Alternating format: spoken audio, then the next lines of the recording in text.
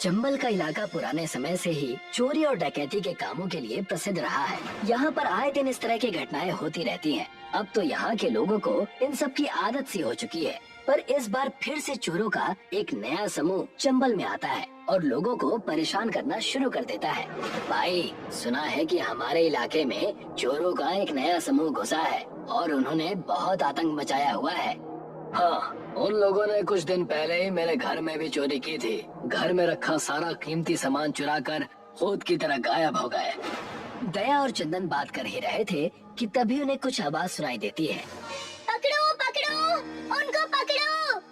तुम्हें किसी औरत के चिल्लाने की आवाज सुनाई दे रही है? हाँ, सुनाई तो दे रही है। चलो चलकर देखते हैं। दया और चंदन आवाज की तरफ बढ़ते हैं। पकड़ो उनको, अरे उन चोरों को पकड़ो, उन्होंने मेरी दुकान के सारे पैसे चुरा लिए हैं। क्या हुआ काकी? कितने पैसे थे दुकान पर? पूरे महीने की कमाई थी चंदन बेटा। वो बदमाश चोर सारे पैसे चुरा कर भाग गए। जब चोरी हुई तो आप उस वक्त कहाँ थे? मैं तो दुकान पर ही बैठी थी बेटा, ग्राहकों को सामान दे रही थी। जब मेरी नजर तिजोरी पर पड़ी तो मैंने देखा कि वो खाली हो चुकी है। अच्छा, तो क्या आपने उन चोरों का चेहरा देखा था?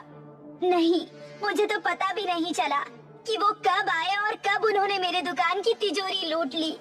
अगर आपने उनका चेहरा नहीं देखा तो आप किसको देखकर चिल्ला रही थी कि पकड़ो उनको पकड़ो?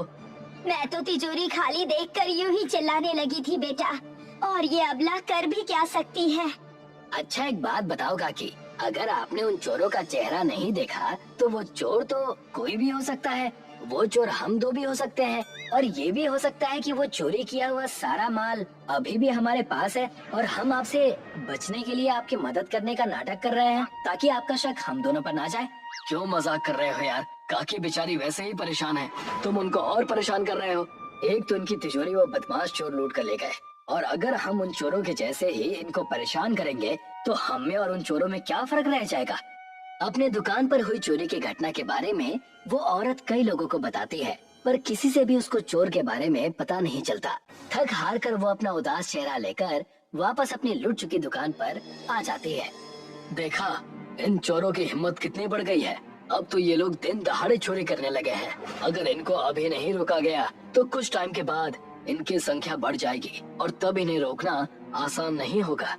आसान तो अभी भी नहीं है भाई। तुम्हें क्या लगता है कि ये चोर बाकी चोरों की तरह आम चोर हैं? इनके चोरी करने के तरीके से तो नहीं लगता कि ये बाकी चोरों की तरह होंगे। ये मुझे बहुत ज्यादा शातिर और तेज लग रहे हैं, जो पलक झपकते ही सामान गायब कर देते हैं। क्यों ना इनके बारे में पुलिस से पता किया जाए? पुलिस वालों को जरूर इनकी खबर होगी। दया और चंदन पुलिस स्टेशन पहुंचते हैं तो वहाँ का नजारा देखकर दोनों हैरान हो जाते हैं, क्योंकि पुलिस स्टेशन पूरा भरा हुआ है। सब लोग अपने अपने घर में हुई चोरी की कंप्लेन लिखवाने के लिए आए हुए हैं। आप लोग प्लीज शांत हो जाइए और एक एक करके अपनी कंप्लेंट लिखवाने के लिए आइए। अरे, यहाँ तो सारे चंबल के लोग अपनी कंप्लेन लिखवाने के लिए आए हुए हैं। चलो जाकर इंस्पेक्टर से उन चोरों के बारे में पता करते हैं। चंदन और दया लेडी इंस्पेक्टर के पास जाते हैं और चोरों के बारे में पूछने लगते हैं। मैडम, आप इन चोरों को जल्दी से पकड़ क्यों नहीं लेती? इनका आतंक तो किसी भयानक बीमारी से भी ज्यादा है। चोरों के बारे में कुछ जानकारी हो तो वो पकड़े जाएंगे ना आज तक किसी ने उनकी शक्ल देखी है और ना ही किसी को उनका नाम पता है। चंदन और लेडी इंस्पेक्टर बात कर ही रहे थे कि तभी एक बूढ़ा आदमी लेडी इंस्पेक्टर के पास आता है। मैडम, मैं तो बर्बाद हो गया। उन चोरों ने मेरी जिंदगी भर की कमाई चुरा ली। आज मेरे पास पैसे के नाम पर एक फूटी कौड़ी भी नहीं बची है। तो आपको अपने घर पर ताला लगाना चाहिए था। घर खुला छोड़ोगे तो चोरी तो होगी ही ना। मैडम, मैंने अपने घर पर एक नहीं बल्कि दो दो ताले लगाए थे, और वो भी बहुत बड़े बड़े। मेरी खुद ताले की दुकान है। अपने लिए मैंने वो ताले निकाले थे जो टूट नहीं सकते, पर फिर भी उन चोरों ने ताले तोड़कर सारे पैसे गायब कर दिए। ठीक है, मैं आपकी कंप्लेंट तो लिख लेती हूँ, पर मुझे लग नहीं रहा कि इससे कुछ फायदा होने वाला है। ये कैसी बात कर रही हैं मैडम आप? अगर पुलिस वाले इस तरह की बातें करेंगे तो हम अपनी समस्या लेकर किसके पास जाएंगे? चोरों की बढ़ती हिम्मत से चंबल की जनता का पुलिस पर से भरोसा उठ रहा था। अब किसी को भी पुलिस पर यकीन नहीं था कि पुलिस उनकी कुछ मदद कर पाएगी। अब हमें ही कुछ करना होगा नहीं तो हमारा ये चंबल पहले की तरह एक खूंखार घाटी बन जाएगा। दादाजी ने हमें द्रोणगिरी पर्वत के बारे में बताया था, जिसे हनुमान जी उठाकर ले गए थे। वो एक मजबूत पर्वत है। हमें उसके पत्थर से दरवाजे और ताले बनाने पड़ेंगे। चोर उस पर्वत के पत्थर को नहीं तोड़ पाएंगे। चंदन और दया दोनों द्रोणगिरी पर्वत के लिए निकल पड़ते हैं। कई दिन पैदल चलने के बाद दोनों पर्वत पर पहुंच जाते हैं, जहां पर उनको एक वानर दिखाई देता है। हे बालक, तुम कौन हो और इस पर्वत पर किस कारण से आए हो? हम चंबल के रहने वाले हैं और इस पर्वत पर पत्थर लेने आए हैं। इस पर्वत के पत्थर सिर्फ वही ले जा सकता है जो राम भक्त होगा। अगर तुम राम भक्त नहीं हो तो यहाँ से पत्थर नहीं ले जा सकते। हम इस वानर से क्यों बात कर रहे हैं? सीधा पत्थर उठाकर चल देते हैं। तुम ऐसा नहीं कर सकते। तुम्हें पता है, एक बार बाली एक गुफा में चले गए थे और जब वो देर तक वापस नहीं लौटे तो उनके भाई सुग्रीव ने इसी पर्वत के एक बड़े पत्थर से उस गुफा को ढक दिया था और बाली उसी गुफा में कैद हो गए थे। हाँ, मैंने भी ये कहानी सुनी है। अगर तुमने मेरे प्रश्नों का उत्तर नहीं दिया तो मैं भी तुम्हें उस गुफा में बंद कर दूंगा और तुम जीवन भर के लिए वहीं कैद होकर रह जाओगे। अपने चंबल को बचाने के लिए मैं ये खतरा भी उठा सकता हूँ। आप मेरी परीक्षा शुरू कीजिए वानर महाराज। श्री राम का सबसे बड़ा भक्त कौन था? श्री राम का सबसे बड़ा भक्त एक वानर ही थे और हम उनको संकट मोचन हनुमान जी के नाम से पूछते हैं। श्री राम जी की नगरी का नाम क्या था? अयोध्या। श्री राम ने समुद्र पर पत्थरों का पुल क्यों बनवाया था? लंका पर चढ़ाई करके रावण को हराकर सीता माता को वापस लाने के लिए प्रभु श्री राम ने समुद्र पर राम सेतु बनवाया था। तुम प्रभु के सच्चे भक्त लगते हो, इसीलिए तुम जितने पत्थर चाहो यहाँ से उतने पत्थर ले जा सकते हो। वानर दया और चंदन को रत्नगिरी पर्वत से बहुत सारे जादुई पत्थर देता है। उन पत्थरों को लेकर चंबल वापस जाते हैं और उनको तलाश कर उनसे एक जादुई दरवाजा और एक जादुई ताला बनाते हैं। चलो इस जादुई दरवाजे को घर पर लगाते हैं ताकि चोर इसमें फंस जाएं और हम उनको पकड़ सके। दोनों मिलकर उस जादुई दरवाजे और जादुई ताले को अपने घर पर लगाते हैं। अब जैसे ही चोर चोरी करने के लिए आते हैं और ताला तोड़ने की कोशिश करते हैं, सभी चोर जादुई दरवाजे में फंसकर घर के अंदर बंद हो जाते हैं। अरे ये क्या हो गया? लगता है ये कोई मायावी जादुई दरवाजा है। इसको जल्दी से तोड़ो, नहीं तो पुलिस हमें नहीं छोड़ेगी। सभी चोर घर के अंदर से दरवाजा जोर जोर से पीटने लगते हैं। ये आवाज सुनकर चंदन समझ जाता है कि चोर जादुई पत्थर के दरवाजे में फंस चुके हैं। वो पुलिस को बुलाता है और पुलिस सभी चोरों को अरेस्ट कर लेती है। चंदन और दया को चोरों को पकड़वाने के लिए इनाम मिलता है और साथ ही पुलिस में भर्ती होने के लिए भी बुलाया जाता है। ये कहानी है रामगढ़ की। रामगढ़ के लोग बहुत ही भोले भाले थे जो एक दूसरे की भलाई करते थे। चलिए काका, आपका सारा सामान मैं घर तक छोड़ देता हूँ। भगवान तेरा भला करे बेटा। इसी गांव में भंवरलाल रहता था। भंवरलाल के दो बेटे थे, विक्रम और आदित्य। दोनों बहुत ही आज्ञाकारी थे। विक्रम, मैं काम से दूसरे गांव जा रहा हूँ। तुम दोनों खेत जाकर पानी छोड़ दो। जी बाबा। जैसा भंवरलाल कहता वैसे ही उसके बेटे किया करते थे। लेकिन अब भंवरलाल बूढ़ा हो चुका था। अक्सर उसकी तबीयत खराब रहती थी। विक्रम, तुम शहर जाकर बीज ले आओ और आदित्य, तुम खेत में खुदाई का काम शुरू करो। ठीक है बाबा। कल हम तीनों मिलकर सारे बीज बो देंगे। अब से हमें हर काम मिल बांट के करना होगा। जी बाबा, आप आराम कीजिए, हम दोनों सारा काम निपटा देंगे। ठीक है। भंवरलाल अपने दोनों बेटों को खेती सिखा रहा था। कुछ समय बाद वो बीमार हो गया और उसने बिस्तर पकड़ लिया। उसकी तबीयत ज्यादा खराब होने लगी तो उसने अपने दोनों बेटों को बुलाया। विक्रम, तुम बड़े हो, तुम्हें हमेशा आदित्य का ख्याल रखना है, और आदित्य, तुम छोटे हो तो तुम्हें अपने बड़े भाई की हर बात माननी है। हाँ बाबा, हम दोनों हमेशा ऐसे ही रहेंगे। बिल्कुल। ये सुनकर भंवरलाल खुश था। बंटवारा करने का ख्याल तक उसके दिमाग में नहीं आया। फिर एक दिन भंवरलाल चल बसा। भंवरलाल ही विक्रम और आदित्य का मार्गदर्शक था। अब वही नहीं रहा था तो दोनों भाइयों का कैसे चलेगा? भैया, अब हमें कौन बताएगा कि हमें क्या करना चाहिए? तू फिक्र मत कर आदित्य, मैं हूँ ना, तेरा बड़ा भाई तेरा अच्छे से ख्याल रखेगा। मैं तुझे बताऊंगा कि क्या तेरे लिए सही है और क्या तेरे लिए गलत। अब आदित्य बस विक्रम के सहारे था। उसी साल विक्रम ने शादी कर ली नयनतारा से। शुरू में नयनतारा बहुत अच्छा बर्ताव करती आदित्य के साथ। ये लीजिए भैया, आपकी मनपसंद खीर। धन्यवाद भाभी। फिर धीरे धीरे नयनतारा का बर्ताव बदलने लग गया। उसे अपना देवर एक आंख नहीं भाता था। आप आदित्य को काम क्यों नहीं देते? पूरा दिन ऐसे निठल्ले बैठा रहता है। अरे वो मेरे साथ खेतों में काम करता तो है। हाँ, पता है कितना काम करता है। आप सारा दिन खेतों में लगे रहते हैं और वो है कि शाम 4 बजे ही घर लौट आता है।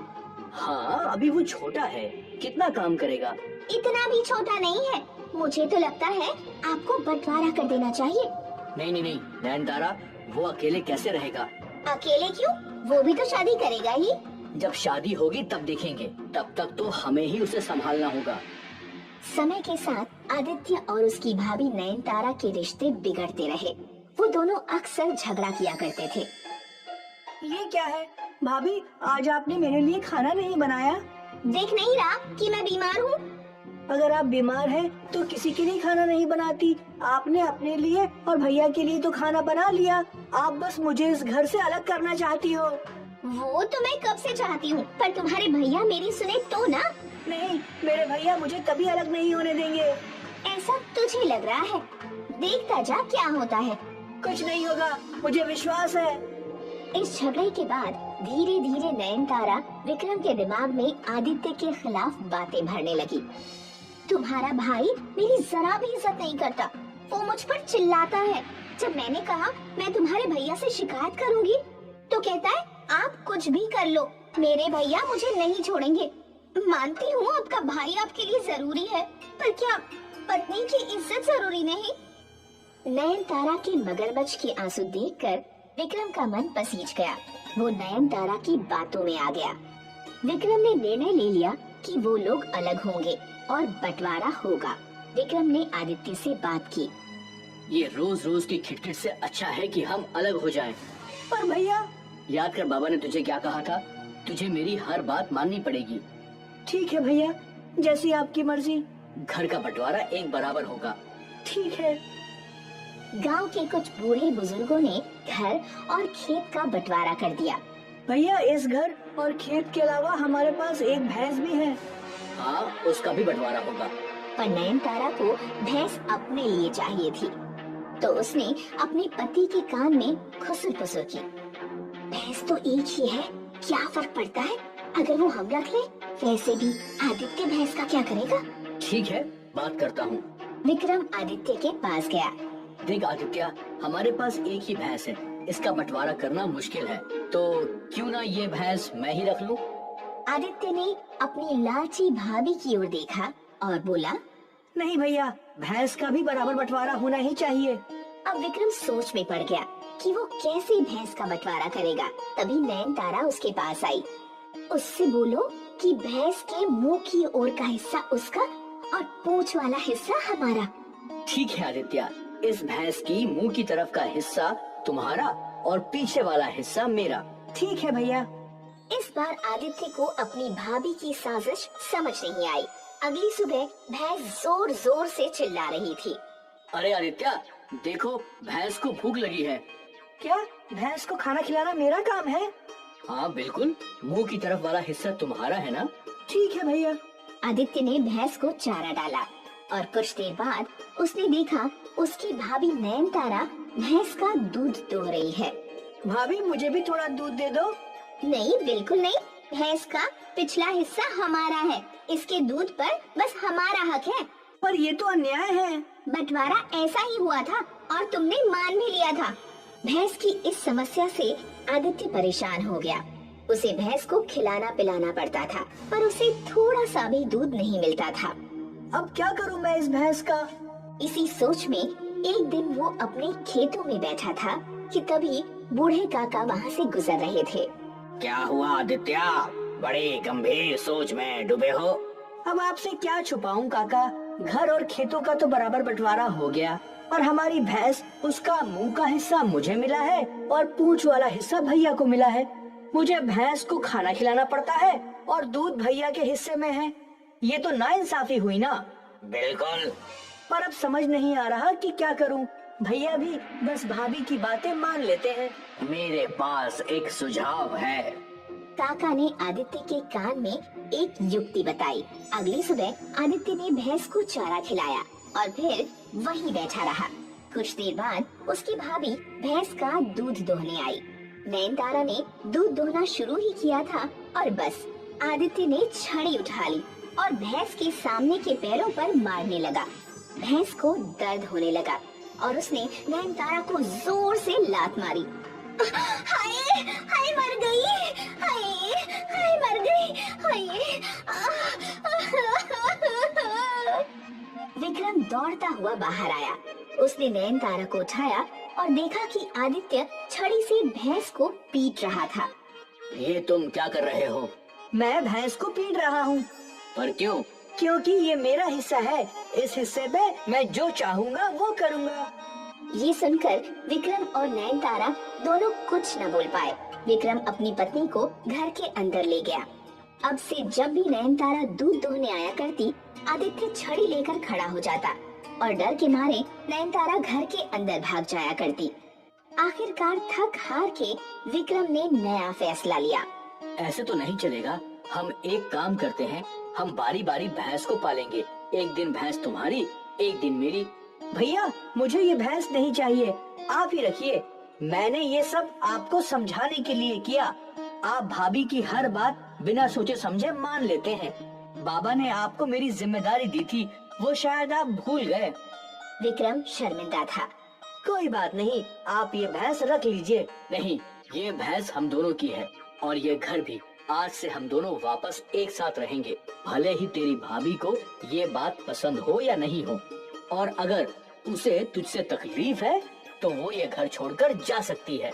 नयनतारा को समझ आ गया कि वो इन भाइयों को अलग नहीं कर सकती और उस दिन के बाद दोनों भाई पहले की तरह एक साथ खुशी खुशी रहने लगे।